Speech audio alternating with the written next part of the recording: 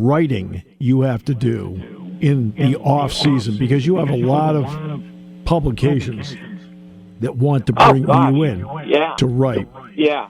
So what do you do where you're taking care of each one that has specific needs and not writing the same thing over and over again? Well, it's interesting because let's start with Lindy's. I've been writing for Lindy's college football preview for, I don't know, at least 30 years, I think. It's somewhere around there. I can't remember the first year. But regardless, that's a specific thing. They're looking for something really specific in terms of a team preview. They're looking for something very concise. They're looking for the Big Ten edition, which I haven't seen yet. They want a player profile, which is like 400 words. So the one I wrote for this year's Lindy's Big Ten edition, is on Abdul Carter. Yeah. But it's a lot different. They want more nuts and bolts than, say, the Penn State Football Annual published by Barish, which I wrote 5 features this year for it. That's different. They're like, 2 of the stories were 1,000 words and 3 of them were 1,500 words. It's completely different. Yeah. What did you learn about Carter in putting the feature together maybe you did not know before? In a 450, I didn't really learn much more than most of us know. I did a story, a longer takeout on him last year for the Football Annual, and the one thing that I learned last year in interviewing him is that he's an outstanding chess player. Yeah. And if you don't think so, ask him. Yeah. Because he said there are very few people who can beat him. So that was interesting. But anyway, as the field, I just think it's clear as can be. It was clear as can be in the spring that this adjustment to defensive end is working, and I think we talked about it once since the end of spring practice, and now with the injury to Zariah Fisher, I think it makes even more sense. It's almost like the time on it, the timeliness of it, actually turned out well. But I think Abdul Carter's going to have an outstanding year. I see that he's, one of the faces on the cover of Phil Steele's college football preview, and I think a lot of big things are expected from him. There was media opportunities with James Franklin, the coaches, and so forth, and you were there for that. What were your quick takeaways? What did you learn out of that as something that's midway between spring and training camp? Oh, boy, let's see. I think it became clear in the spring, but it sort of confirmed that the running backs are going to be used a lot on offense this year, in that as receivers, they could be on the field a lot together, meaning Nick Singleton and Katron Allen. I also learned that the Penn State coaches have a very high opinion on Quinton Martin, and I think you could see him being used again in the backfield and as a receiver. There's a bunch of things I'm trying to think of them, Steve. Then I went to that was J1 Sider. Then I went to Marcus Hagens, the wide receivers coach. Marcus is very confident that the wide receivers, despite Keandre Lambert-Smith transferring, that he thinks the wide receivers are going to have a good year.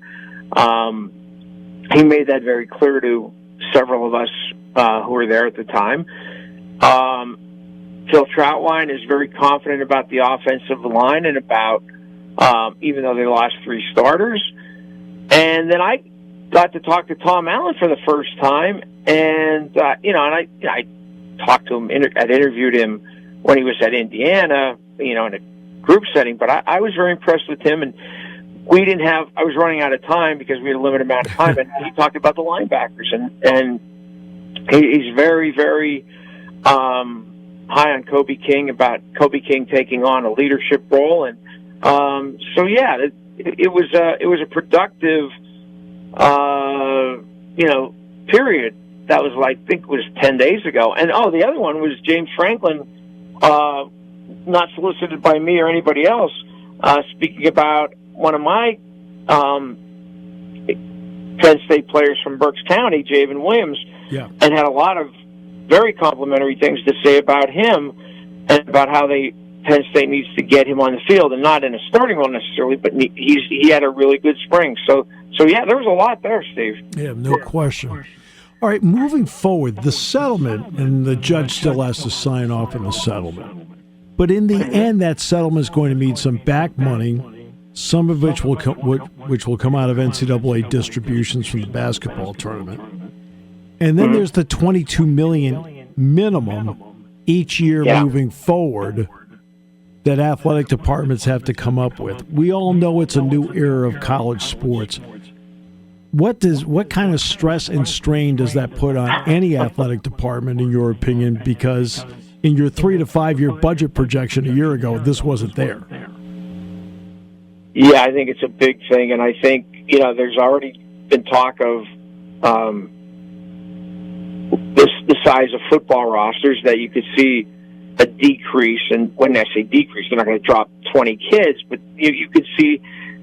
That's a possibility, but I think the bigger issue and the unfortunate thing is I think you'll see schools dropping sports. Yeah. I'll give you a little example in a very small way here at Division III Albright here in Reading. They're having some financial difficulties, not related to revenue sharing and so on, but right. And they've dropped their swimming program, and it was a successful swimming program. And I think you're going to see that at the Division I level. I mean, I just don't see any way around it unless you got some creative budget people. But I think that's going to be something to keep an eye on.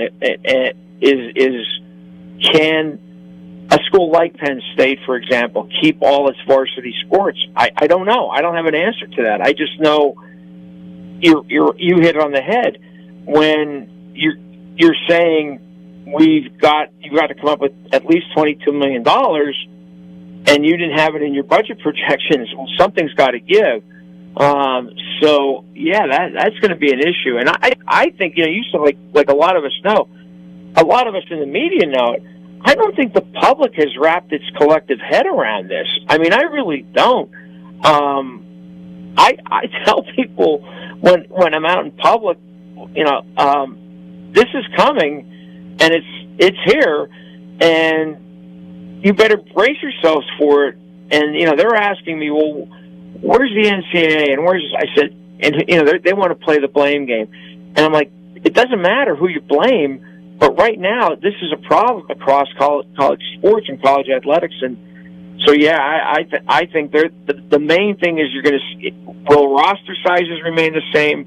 Will the number of varsity sports remain the same? They're the two biggest questions. Well, I mean, I've gone out speaking, and of course, people say, "Well, this is completely different," and they'll talk about the NCAA players. I said, this is court mandated. So this is not Penn State mandated. This isn't NCAA mandated. This is a court settlement. In other words, they didn't settle. It was going to be triple the number. I said, and at that point, you've got athletic departments completely going out of business because they can't afford that. Yeah.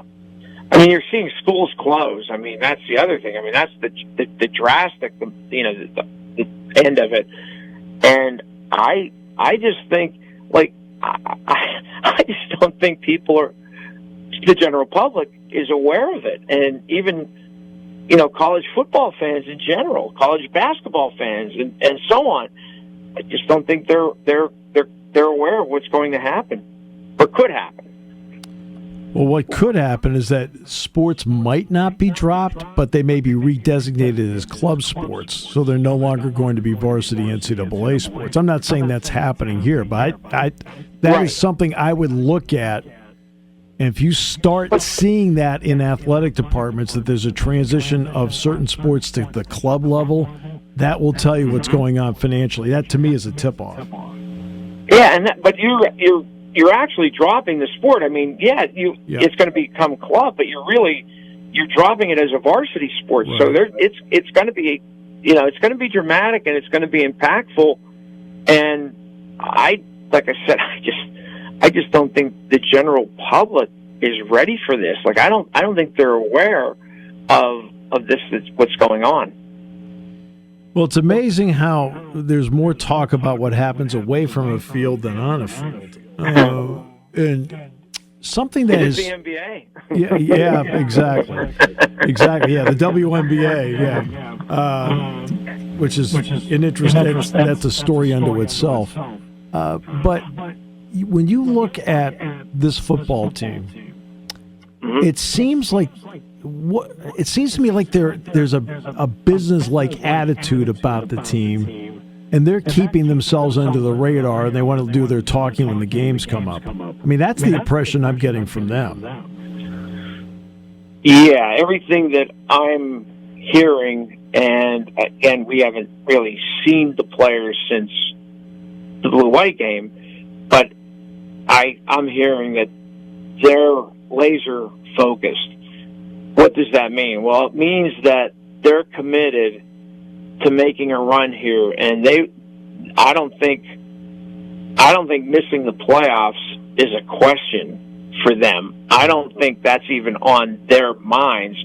They want not only make the playoffs, they want to make a run in the playoffs. Mm-hmm. And everything that I hear is just like, just completely laser focused on the task at hand, and that's this season. And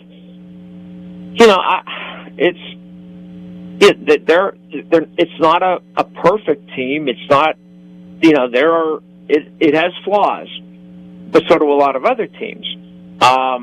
So I mean, I think I do think that Penn State's going to have another good season. And is it going to be good enough for some people? Maybe, maybe not. We'll see. But I do think that there's no doubt about it that this team is, I mean, I don't want to say other teams weren't, but I think this team is really, really committed. And whether they're motivated by losing to Ohio State and Michigan, whether they didn't like the way the season ended in the Peach Bowl, I don't know. But whatever it is, they are focused entirely on this season. All right, so now there's another element. You mentioned the playoff. You and I are both big NFL fans. As you know, Rich is a big Green Bay Packers fan. So he's all set for Brazil on a Friday night. But I do get Peacock. I get one. I do have that streaming service. Well done. You're in. But the NFL is still. There'll be one playoff game on a Friday night that's a standalone. The other three will be on Saturday, the 21st. The NFL, the four teams that are playing on Christmas Day will be playing on that Saturday in different combinations: Ravens, Steelers, Chiefs, Texans. Right. The feeder system for the NFL is college football. Caleb Williams walks into the league. Marvin Harrison walks in the league, already established names to Americans across the board. Mm-hmm. What do you think about the NFL's decision to play games opposite the college football playoff and not give it room to breathe? I think it is this is not exactly earth-shattering. It is a massive business, and they could not care less about doing that. They don't. All they care about is maximizing their revenue. Period. Right. Doesn't matter who they affect or who they don't affect. Well, I don't want to get too deep into the NFL woods, but yeah, I think you bring up a good point. I mean, college football is the feeder system for the NFL, and you're right. A lot of these guys have established themselves in college football, unlike in basketball, where very, very few, I think, guys have established themselves as stars in college basketball before going into the NBA. And does the NFL benefit from that? 100%, yes. Yeah. But I don't think they care. I don't think the people that run the league, starting from the top down, I don't think they care about college. Like, I really don't. They could pay it lip service, but I don't think they care about college football. First and foremost is maximizing revenue. I think it's bizarre. I find it bizarre. I mean, you are handed marketing on a silver platter. That's what college football does. They hand the NFL marketing on a silver platter. And they just go, yeah, we'll do whatever we want. It's one thing for them to take Christmas Day away from the NBA. That's professional leagues competing against each other. But you don't backhand the hand that feeds you, do you? Well, you would think not, but guess what? They don't care. That's what I'm saying. I'm with you, Steve. It's when you think about it in those terms, sure. I mean, you think they would be like, okay, maybe they would rather see a 4-team playoff so that they wouldn't have to have 4 first-round games and 4 quarterfinals, to go against. I don't know, but I do know this: that NFL is only focused on one thing, the NFL, and that's making money. Yep. Period. Exactly. And you have Peacock. All right, so I do, because we Comcast is our cable provider, so it comes with it. Right. How many times have you been asked by fans in recent weeks about which game is the whiteout game? A lot. I can't tell you how much.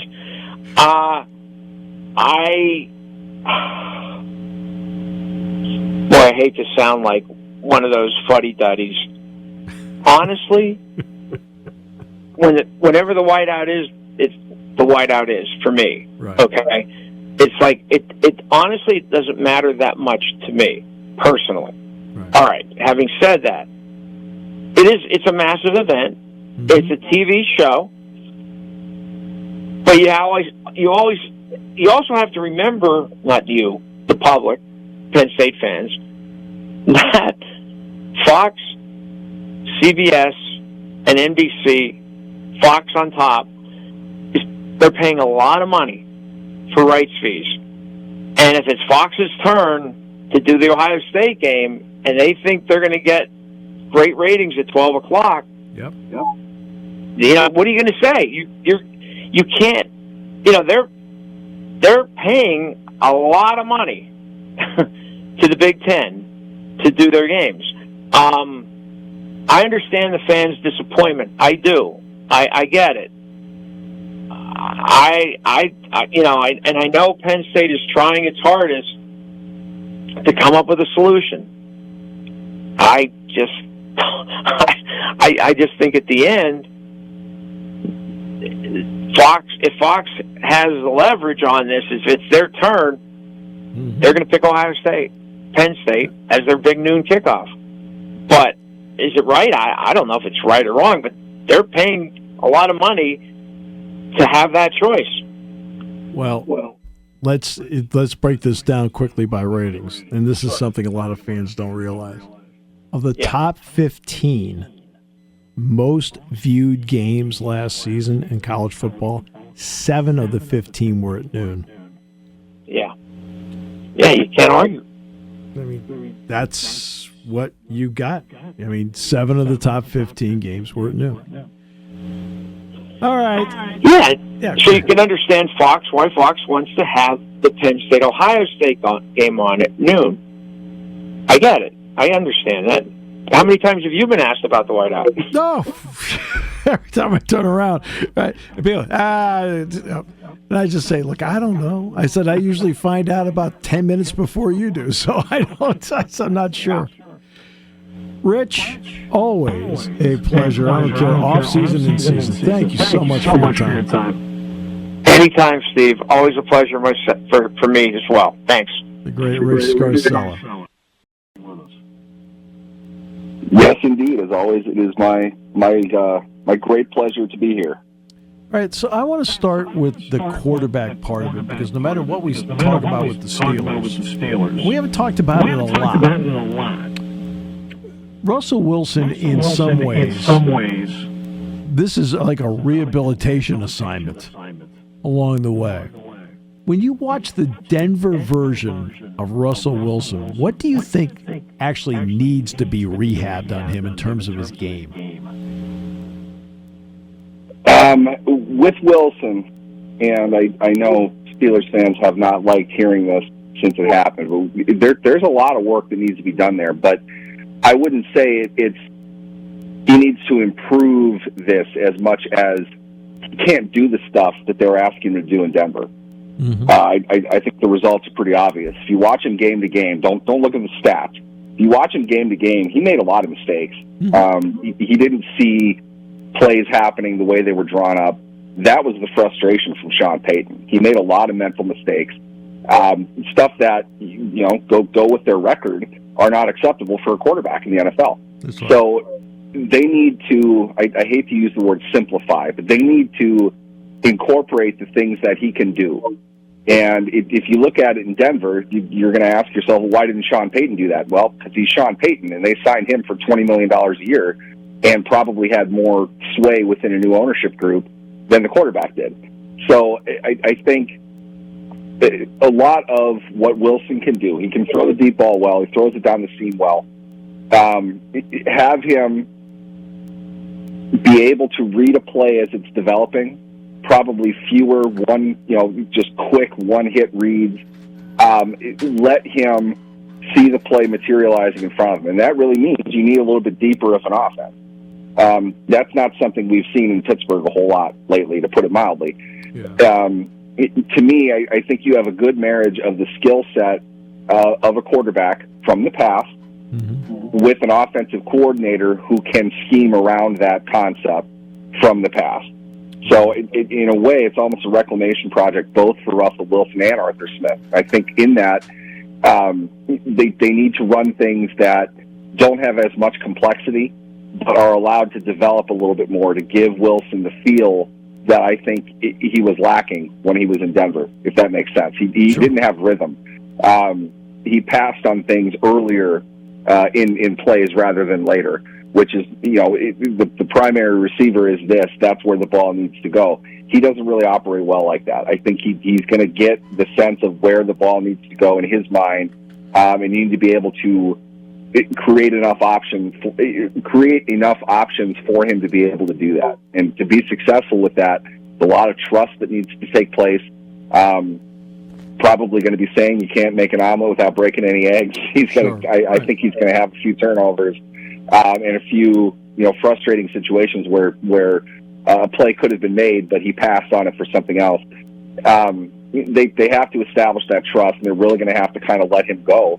I think that's why they made a thing of saying Russell Wilson's the starter. We brought him in. This is our guy. I think they need to build that up. I think to get the most out of him with a new offense, he's going to have the freedom to do the things that it has worked for him in the past. He had some success here and there in Denver, but not really enough game to game playing within a very rigid structure. He needs to be able to get the ball down the field when those opportunities are there, and he needs to be able to lean on a running game to set up a lot of the movement, a lot of the play action stuff that he's used to running. And I think that's exactly what they're going to do. It's in my mind, it's a great fit. It's a question of how well they can blend together for who they are now versus what they've shown in the past. Right. So now let's get to the Justin Fields part of it. With the new kickoff rules, it's at least been floated that he might be a part of it. So we'll start with two parts. Number one, let's start with the kickoff rule and your thoughts on it, and the idea that maybe Justin Fields is a part of it. Let's start with the second one first. Whatever reason that came up and the manner in which it was kind of broken to the world, I think might have been taken a little bit more seriously than what they thought. At the same time, though, when you have the space that you're going to have to operate to set blocking up, good open field runners are good open field runners. That's right. So while I don't think there's a way in the world Justin Fields is going to go for being a kick returner, I do think you're going to see the teams that want to be the most creative with this having the most success, to a point where, there probably is a bet that I could make on this. I wouldn't mind dropping $100 on there's going to be 3+ kick return touchdowns in week 1. Mm-hmm. It's crazy, I know, but no, I think it's one of those things that I agree. You're going to understand how to run it far better than you're going to understand how to cover it in week 1, coming out right away. It's very different.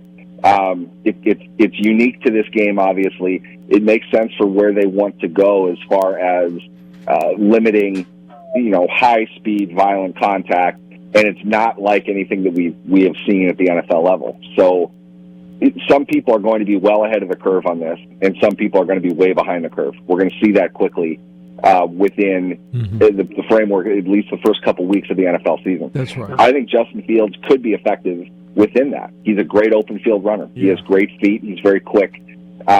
He sees what's coming at him. In fact, I would even argue a good running quarterback would have success with this because it's very similar to the kinds of stuff that they break consistently. And Fields, for as big as he is, obviously he's fast in a straight line sense. He's not Lamar Jackson, but he's twice as big. Mm-hmm. He's really, really quick. He's very agile. He's great at eluding defenders in the open field, and that's really what this is going to be. There's a lot more space to work with. They're not going to have as much time to close in around somebody, which is what you do on a kick return. You're staying in a lane until you're breaking in to converge on whoever's carrying the ball. This is going to be much more straight ahead running, and with that, I think somebody like Fields could be effective, just in a theoretical sense. That said, there's absolutely no way he's going to be returning kicks. Fields, oddly enough, just like Wilson, they're both in contract years. Yep. So they're not going to put themselves into a position to unnecessarily risk injury. Obviously, nobody's talking about Wilson doing this. I just mean Fields, the position that he's in. He's a free agent next year. So he wants the opportunity to throw the ball. He doesn't need to show anybody else that he can run it anymore. I can't imagine he would be on board with it. To the point where I don't think it was even serious. I think it was just something they floated as he might be the best open field runner on the team. Right. That's the type of guy you want back returning kicks right now. Mm-hmm. Okay. I mean, it's fair enough. I mean, I completely understand that. As to what the thought process happens. But I think it's at least an interesting. You're right. The kind of runner you want to have back there. That part I completely get. Because that's the kind of guy you want to have in terms of the ability to get in the open field. You'd love, for example, to put Lamar Jackson back there. I mean, he'd be something in that. Yeah, for the same reasons. You look at how quick he is. I mean, really, there's a difference between to the sideline. I jokingly tell a Browns friend of mine this, the Baker Mayfield speed, a guy that can get out of the pocket and can reasonably get you 4, 5, 6 yards, angling to the sideline. Right. That's Baker Mayfield isn't slow, but he's not fast. Right. Lamar Jackson is side to side, all gaps, all distances fast. You get a guy like that in this situation where he has both his left and his right to move. He would be dangerous in this situation. I think at the same time, I think it's common sense. If Lamar Jackson has 10 yards of runway and you're coming at him straight and he can elude you to his left or his right, he's going to make some guys look stupid. He's going to break some ankles and he's going to make some plays. He absolutely would dominate in this. Now, that's not to say that there are not very shifty, very fast other players that might not have the franchise values that Jackson does, right, sure. That you don't need to put back there. But at the same time, there is an instinct behind this, and I'm not even sure if it can be defined. But it's athleticism plus vision, creating some type of preternatural anticipation. There's an instinct to running in the open field, and Lamar Jackson might be the best that we've ever seen, at least since Barry, since Gale Sayers. These were guys that knew where somebody was going to move before anything would happen, and they could set it up, break at the right time, and make guys miss. Jackson is that level of a runner that in something like this, yeah, I mean, it'd be fun. I totally get that there's no way they're going to do that, but I would enjoy watching Lamar Jackson in this kind of scenario. In fact, I hope in Madden 25 that's an option that's available. If I could have Lamar Jackson return kicks, maybe that'll actually compel me to play with the Ravens. I'm not sure. We'll see how that goes. But Jackson's a phenomenal runner, and this structure is going to open that up for lower level roster guys that need to do something to make a roster spot. And I think the kick returner is going to be a significant part of this upcoming season. And again, I'll say this throughout training camp and into the preseason: the teams that get this, the teams that can execute this, are going to be factors as the season goes on, because it's so different. There really isn't a whole lot to draw from. There are ideas, there are theories. Some will work really well, some won't at all. I think you're going to see a huge gap between the good ones and the bad ones, and that's going to be the factor in a lot of games this season. Oh, I think you're absolutely right about that. It is going to be. What kind of players do you need to cover this? And do you change as to how you block it because of what the alignment happens to be? That's one of the more convoluted things I think you're going to find. I've talked to a few people involved with special teams at various levels. They'll all give you the confident answer like they know what they're talking about, but it sounds a lot like the same as what they would do before. And it doesn't account for a different spacing. It doesn't account for the fact that blocking can't be the same. It's much more one-on-one. So really, what you're typically looking at is your linebackers, guys that can run with a good amount of speed and plug holes, fill lanes, get in the way until there's the big, kind of violent crash and the bodies fall everywhere. This is a lot more one-on-one. So in a way, it's almost like they're going from, real hard on the blocks, low post play basketball to today's open-ended hit the three, corner three, transition three, something that's much more spaced out. It's much more one-on-one. They have not ever played special teams like that. So the right fit in my mind would be if you've got, to block, if you've got an offensive lineman that can run to a spot very quickly and get in the way of somebody that's going to be far quicker, be able to get inside their body and move them. In other words, it's either going to be a loss or a touchdown in a lot of ways. If you have too many of those guys, you've got to be able to balance it out. And you're still doing all that with the constructs of a 53-man roster. They're still going to value the third-string linebacker, over perhaps the third-string tackle that they need on game day in certain situations. It's going to come down more to offense and defense than it will specifically special teams, minus your core special teams guys. What I mean by that is the advantages, I think, are going to be much more obvious, and guys are going to be playing, in a sense, out of position in a way. I would think the guy coming down, they have to break off blocks, straight up blocks, elude them as opposed to overpower them. They're going to have rip, swim, all of those, dips, all of those kinds of moves to be able to get past the guy blocking them, because they're not double teaming. They're not going to have the space to be able to do that. In that, I think it's going to take a different player. They're going to have to be trained differently than what they've done. And the NFL, they don't spend a whole lot of time on special teams gunners. And they don't do this in college at all. So I don't even know. I think some people are going to take to it really well. Some coaches are going to take to it really well. But I think some are going to be absolute disasters as well. And that's going to create some significant plays in games. And we're not really going to understand why until we see it live. Maybe not even in the preseason. We might have to wait till the regular season to really flesh out what coaches want to do. But it's a much more heightened strategic part of the game, I think, than it's been in the past. And as a special teams dork, I think it's going to be fun. I enjoy the strategy that goes into it, why they're doing it, how they're doing it. there's a lot more emphasis now than there's been in the past. And I'm not even sure who's going to be great at it, but I'll bet there's going to be a stark difference between the ones that are doing it the best and the ones that aren't. I'm glad you brought up the preseason, because the preseason, look, a bunch of different guys play. You know, you're paying, like, you're just wasting money if you're going to a preseason game unless you're a real diehard in terms of people you want to see. But when it comes to this, can you see teams putting out their best players right away because they need to see how it works in live competition? That's what I mean, though. It's I'm choosing my words carefully, but NFL coaches have earned the right to allow themselves to think that they know everything. Right. Yeah. And I just call it life experience.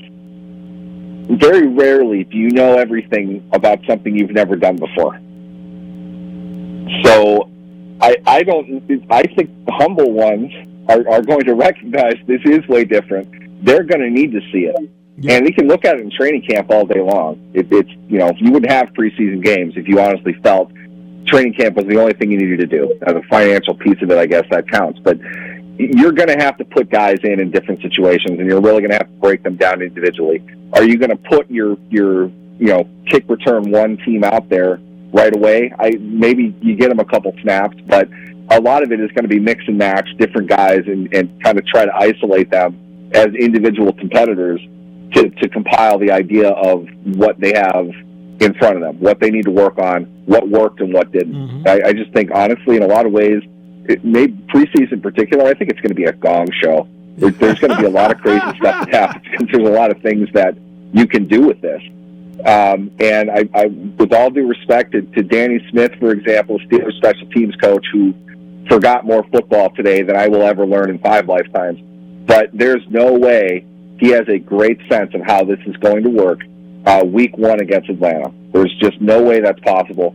And I'll bet he's going to be the first one to say that. They have a lot of ideas, but without being able to execute them in real time, real competition with the real officials on under the stadium lights, I don't think they know fully what they're getting into. But I also think Danny Smith is the type that can excel with this sort of thing. Maybe the Steelers are ahead of the curve in that regard. They're not going to truly know that, though, until they've got official uniforms on going up against a live opponent, whether that's preseason or week 1, to be honest. I would think the more reps, the better. That's just me. Well, having you on every week is my choice. That's just me. Well, I'm happy to be here. I'm glad you keep calling back. Yeah, well, believe me, we need you. Thanks so much, my friend. Have a great one. We'll talk next week. Definitely. Thanks for having me, guys.